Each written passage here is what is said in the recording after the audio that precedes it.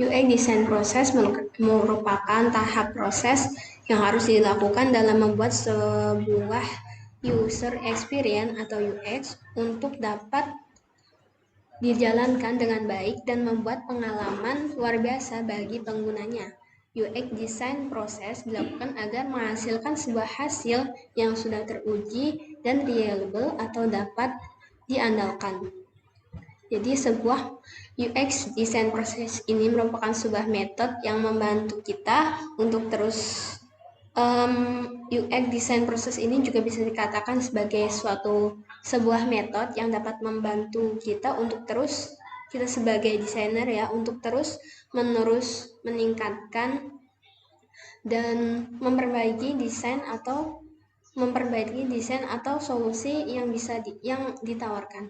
Kemudian di dalam proses tersebut ada beberapa step yang dilakukan berulang-ulang sambil mengevaluasi desain kita setiap stepnya.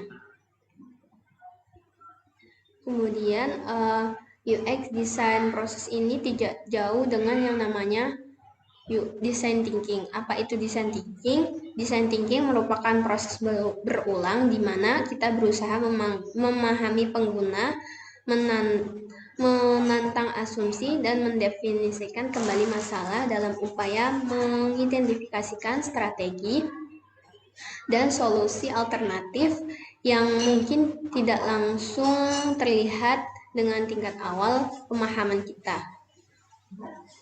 Nah, kemudian jadi di dalam design thinking ini ada 5 tahap, yaitu pertama ada empathize, kemudian ada define, kemudian ada ideate, kemudian prototype, dan selanjutnya test. Empathize itu merupakan pengumpulan informasi pemikiran desain untuk mengesampingkan asumsi sendiri tentang dunia untuk mendapatkan wawasan tentang pengguna dan kebutuhan mereka. Jadi dalam membuat suatu desain itu kita tidak hanya berdasarkan dengan keinginan kita saja, namun melihat dengan dari research dan juga lingkungan sekitar kita, bagaimana bagaimana lingkungan, bagaimana masyarakat dan juga lain-lain. Kemudian define itu menganalisis, pengamatan, dan mensintesiskan untuk menganalisis pengamatan dan mensintesisnya untuk menentukan masalah inti yang telah diidentifikasikan. Setelah masalah sudah teridentifikasi, kemudian dianalisis dan kita cari solusinya. Kemudian idea itu merupakan identifikasi solusi baru untuk pernyataan masalah yang dibuat dan memulai mencari cara alternatif untuk melihat masalah.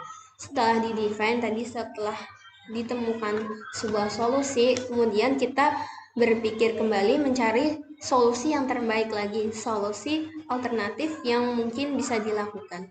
Kemudian selanjutnya prototype. Prototype itu merupakan mengidentifikasi solusi terbaik untuk setiap masalah yang diidentifikasikan selama 3 tahap pertama. Prototype ini bisa dalam bentuk persona ataupun UML dan lain-lain. Kemudian tes. Tes itu merupakan suatu pengujian produk lengkap secara ketat menggunakan solusi terbaik yang diidentifikasikan selama fase prototyping. Jadi dalam tes ini setelah menjadi suatu prototype, maka setelah itu kita uji sehingga suatu produk itu bisa menghasilkan solusi yang terbaik untuk masalah yang sudah diidentifikasikan. Kemudian 5 fase utama proses UX design, yaitu yang pertama ada product definition, 2 research, 3 analysis, 4 design, yang kelima implementation. Product definition itu merupakan menentukan produk seperti apa, dan juga ada kegiatan brainstorming. Nah, pada tahap ini kita analisis requirement, yaitu dengan menginterview pihak yang berkepentingan dan lain-lain. Pada tahap ini akan ditentukan produk seperti apa yang akan dibuat, tujuan dari produk, siapa yang akan terlibat dalam merancang dan mengembangkan produk, dan lain-lain.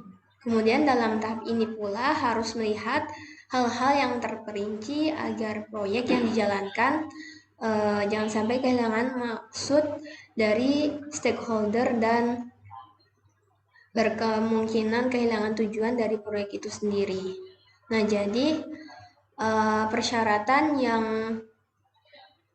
rinci adalah kunci dari keseluruhan proyek. Untuk mendapatkan detail requirement meliputi beberapa tahap. Itu yang pertama, kita harus memahami keadaan lingkungan sekitar saat ini ataupun pesaing yang ada. Kemudian yang kedua, mengumpulkan needs atau ideas dari stakeholder dan potensial user. Kemudian yang ketiga, menyatukan ide.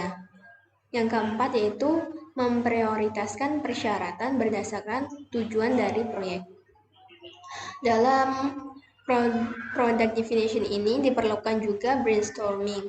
Brainstorming dilakukan untuk memikirkan aspek apa yang harus dikembangkan berdasarkan feedback dari pengguna, customer research, perbandingan dengan kompetitor, dan observasi terhadap produk.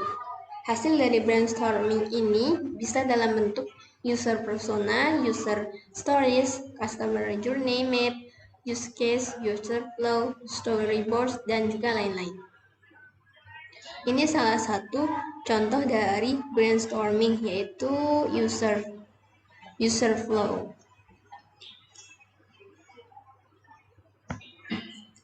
Kemudian yang kedua yaitu research.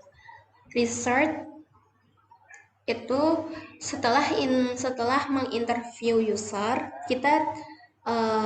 setelah kita dapatkan informasi dan jawaban dari user yang bisa kita jadikan sebagai hipotesa, research seperti secondary research, competitive analysis, dan user research akan kita lakukan setelah kita mendapatkan informasi tersebut. Jadi, kita dapat melakukan secondary research setelah pada tahap product definition memahami keadaan lingkungan sekitar dan mendapatkan ide. Kemudian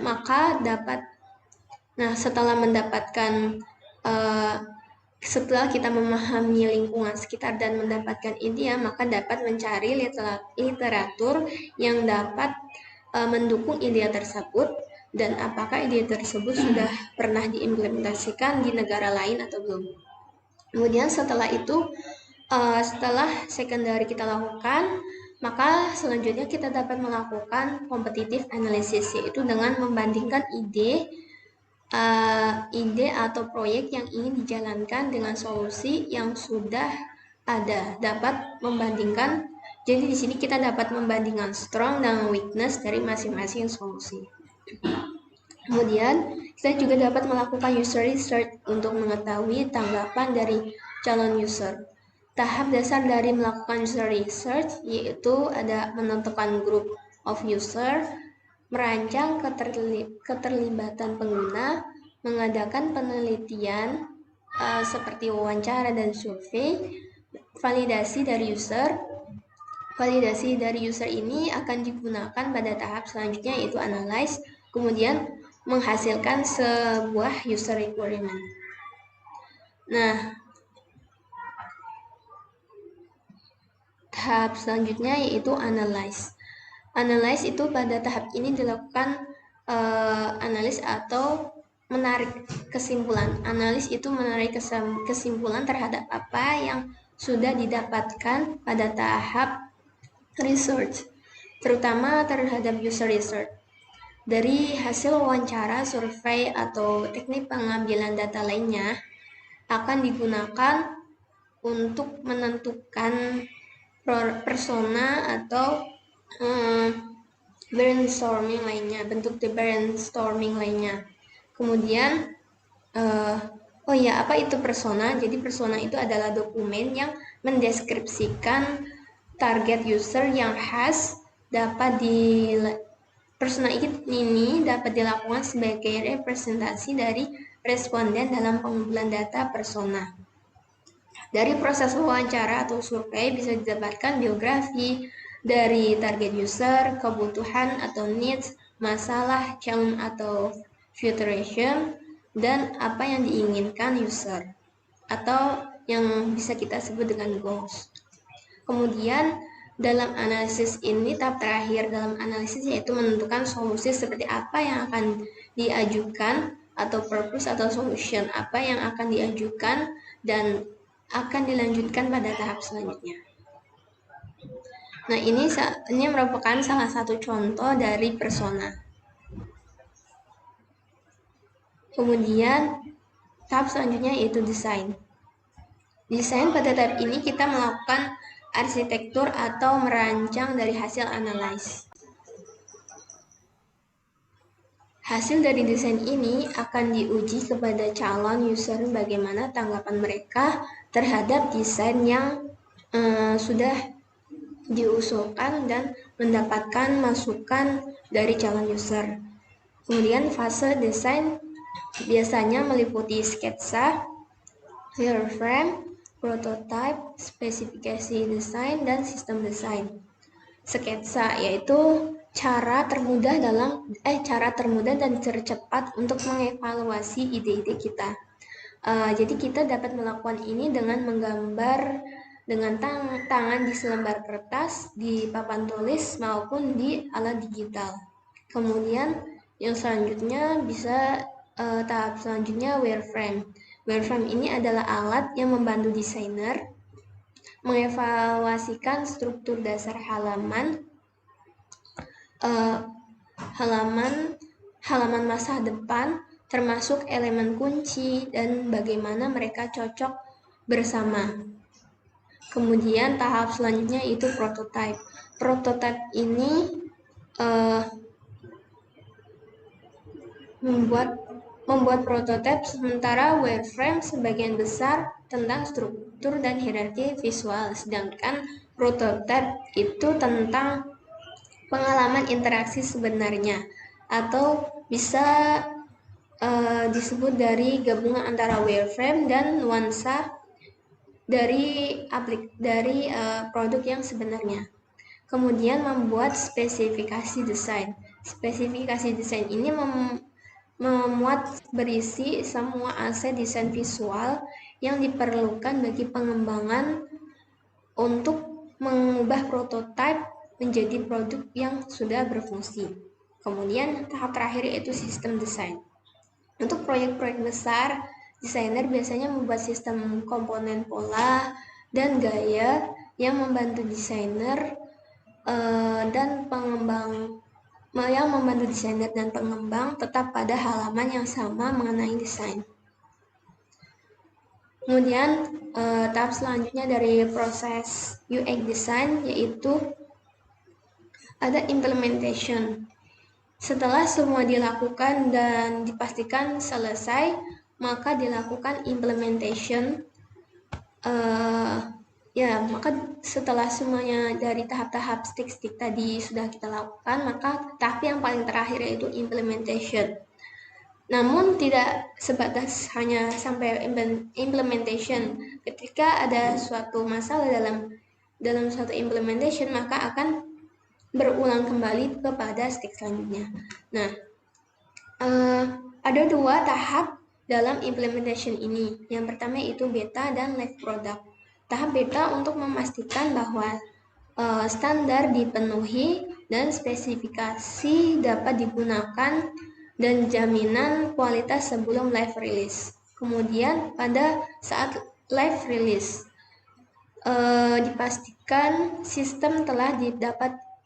Pada saat live release ini dapat dipastikan sistem harus sudah dapat digunakan secara massal dan Jika terdapat masalah, maka akan dilakukan pemeliharaan atau maintenance secara berkala.